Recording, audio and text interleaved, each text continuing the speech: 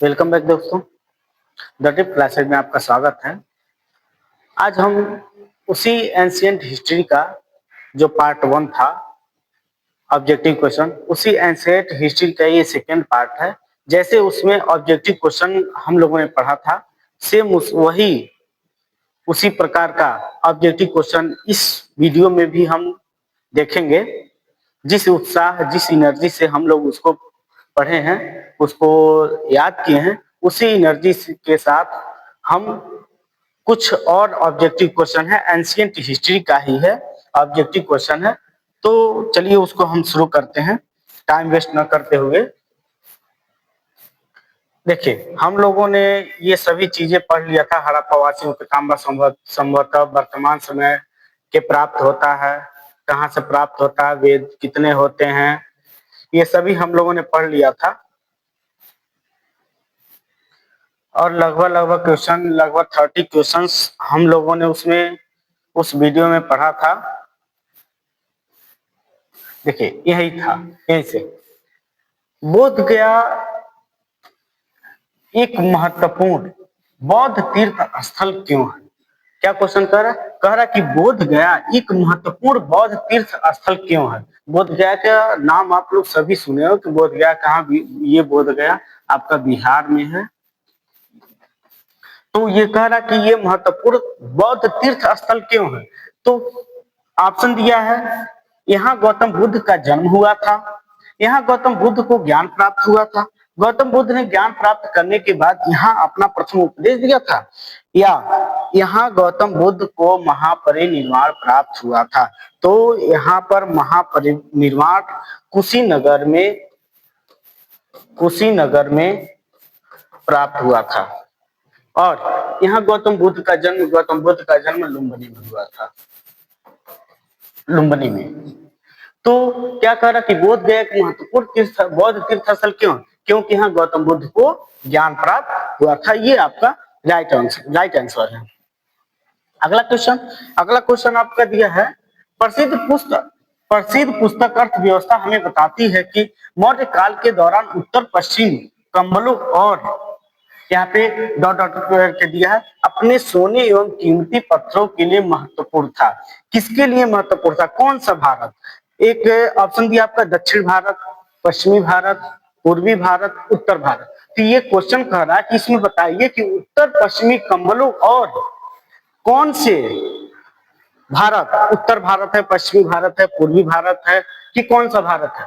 तो ये आपका आंसर होगा दक्षिण भारत। कौन सा आंसर होगा? दक्षिण भारत।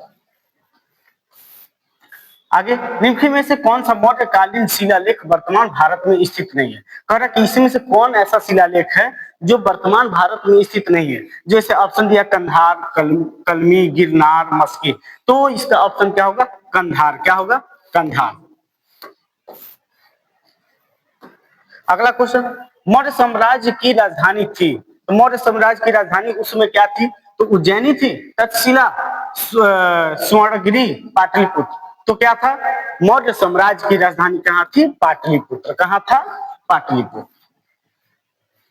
निम्न में से कौन मौर्य साम्राज्य का दूसरा शासक था? मौर्य साम्राज्य का दूसरा शासक कौन था? मौर्य साम्राज्य का दूसरा शासक चंद्रगुप्त मौर्य, बिंदुसार, बृहद्रथ या अशोक? कौन था? तो बिंदुसार था। कौन था? बिंदुसार था।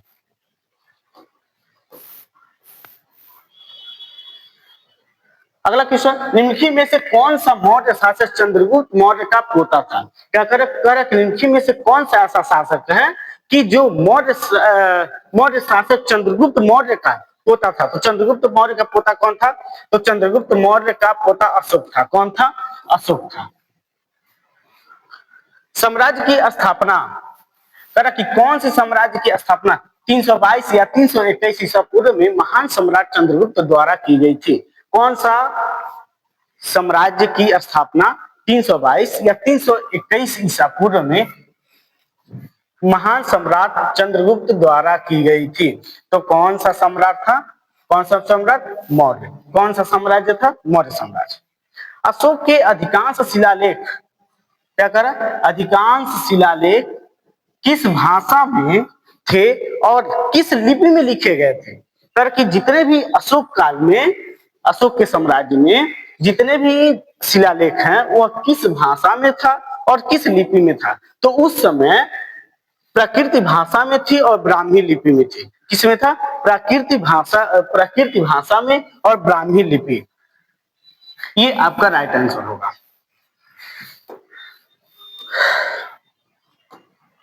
अगला क्वेश्चन,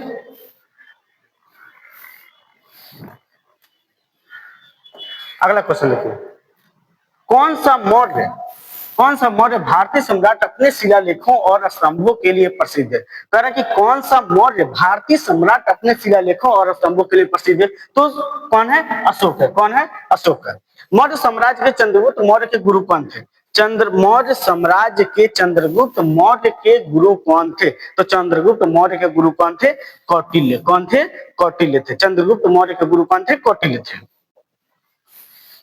अगला, मौर्य साम्राज्य के सम्राट अशोक किस अनुयायी के थे? कह रहा कि ये मौर्य साम्राज्य के सम्राट अशोक जो थे किस अनुयायी के थे? तो किस अनुयायी के थे? जैन, बौद्ध धर्म के। सॉरी, किस धर्म के थे? बौद्ध धर्म के अनुयायी थे। किस धर्म के? बौद्ध धर्म के। भारत में मौर्य साम्राज्य की स्थापना 322 ईसा पूर्व में हुई थी और इसकी राजधानी पाटलिपुत्र थी, जिसे अब किसके नाम से जाना जाता है? तो पटना। किस नाम से जाना जाता है? पटना के नाम से जाना जाता है। निम्न में से किस मौर्य शासक ने बौद्ध धर्म के प्रचार प्रसार के लिए बीड़ा उठाया था? तो किसके लिए? अशोक। कौन सा था? निम्न में से किस मौर्य शासक ने बौद्ध धर्म के प्रचार प्रसार के लिए बीड़ा उठाया था? तो अशोक ने उठाया था। किसने उठाया था? अशोक ने उठाया था। मौर्य सम्राटों में से किसे प्रियदर्शी के नाम से जाना जाता था? प्रियदर्शी के नाम से किसे जाना जाता था? तो अशोक को जाना जाता था। किसे जाना जाता था? अशोक को जाना जाता था। निम्न में से किस राजा के शासन काल में सांची का महान स्तूप बनाया गया था? कह रहा कि किसके शासन काल में सांची का महान स्तूप बनाया गया था? तो अशोक के। किसके शासन काल में? अशोक के शासन काल में सांची का महान स्तूप बनाया गया था। आगे देखिए, मौर्य शासक की मृत्यु कब हुई थी? मौर्य शासक का मृत्यु यानी कि अंत कब हुआ था? तो 232 ईसा पूर्व में। इसमें 232 ईसा पूर्व में। भारत में शुंग वंश के संस्थापक कौन थे? शुंग वंश के संस्थापक कौन थे? तो शुंग वंश के संस्थापक पुष्यमित्र। कौन है? पुष्यमित्र। भारत में सातवाहन वंश का संस्थापक निम्न में से कौन था? सातवाहन वंश का संस्थापक किस वंश का? सातवाहन वंश का। तो पुष्यमित्र, शुंग, सिमुक, चंद्रगुप्त मौर्य, अशोक। कौन थे? सिमुक थे। कौन थे? सातवाहन वंश का संस्थापक कौन थे? सिमुक थे।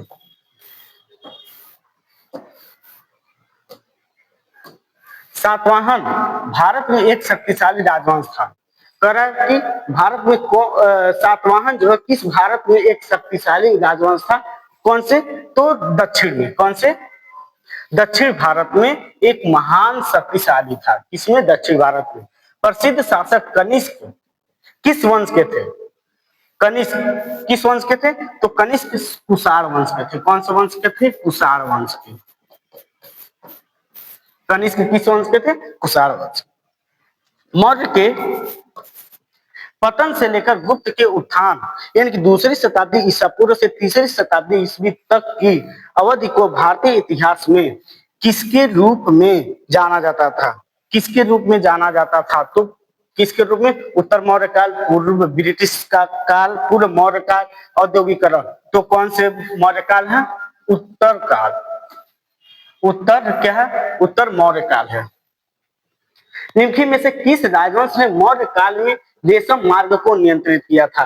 क्या कह रहा है? निम्न में से किस राजवंश ने मौर्य काल में रेशम मार्ग को नियंत्रित किया था? तो कुषाण। किसमें? कुषाण राजवंश ने मौर्य काल में रेशम मार्ग को नियंत्रित किया था। मौर्य काल में किसने वे पुरुष और महिलाएं थी जिनके पास जमीनें नहीं होती थी? कौन से ऐसे पुरुष और महिलाएं होती थी कि जिनके पास एक भी जमीन नहीं हुआ था? तो दास कर्मकार। कौन थे? दास कर्मकार। निम्न में से किस शासक ने शुंग वंश की स्थापना की थी? कह रहा कि कौन से शासक ने शुंग वंश का, कौन सा? शुंग वंश का स्थापना किया था। तो कौन है?